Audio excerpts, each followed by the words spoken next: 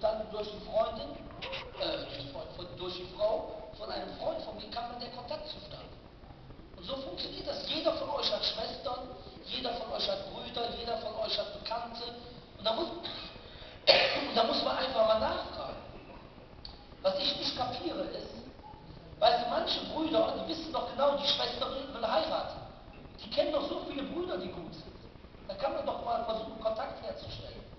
Ich kenne einen Bruder, der hat seine Schwester, der hat einen Bruder immer in der Moschee gesehen, der immer anständig ist, der hat irgendwie in Köln auf der Fachhochschule studiert, ja.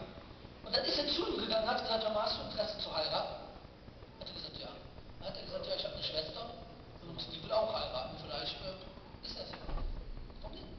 Und dann sind die zusammengekommen, haben gesagt, die sind bis heute glücklich verheiratet, haben sich auf diese Art kennengelernt, weil der Bruder dorthin gegangen ist.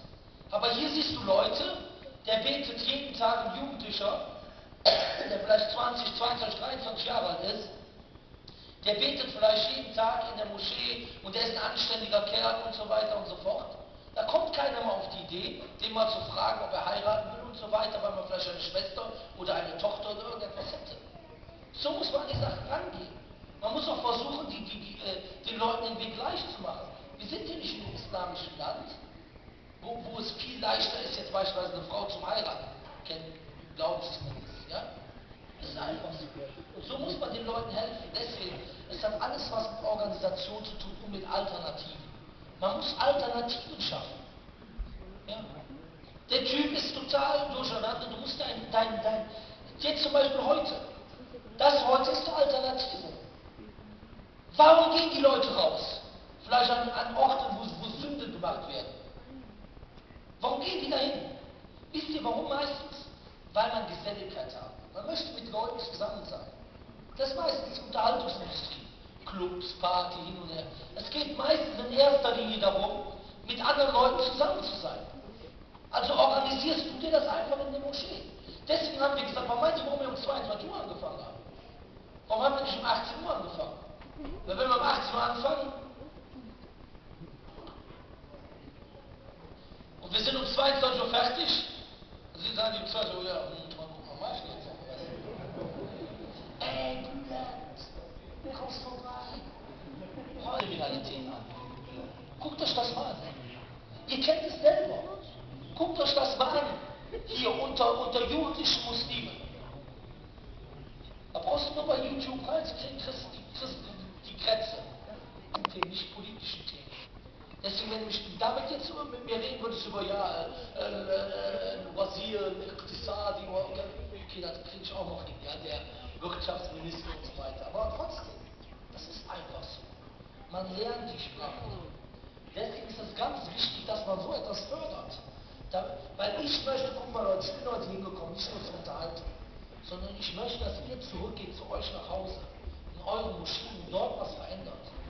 Ich kann heute nur einen Funken von dem Feuer, das in mir brennt, euren Herzen geben, euch übermitteln. Aber ihr müsst weitermachen. Ich bin gekommen, eine Lawine auszulösen. Nicht nur um einen Schneeball an die Wand zu klatschen, sondern um eine Lawine auszulösen. Dafür seid ihr da. Ich bin nicht wichtig. Ja? Das heißt, jeder Einzelne ist hier genauso wichtig. Jeder ist wichtig in seinem Maße. Jeder Einzelne hat eine Wichtigkeit. Guck mal, wenn ich heute hier wäre und keiner von euch hätte Werbung gemacht und keiner hätte die Internetseite aufgebaut und keiner hätte den Flyer verbreitet und keiner hätte die Moschee hier aufgebaut, was will ich machen? Soll ich mich dann in den Wald setzen, mit Hasen und Igel diskutieren? Das ist vielleicht auch interessant, ne?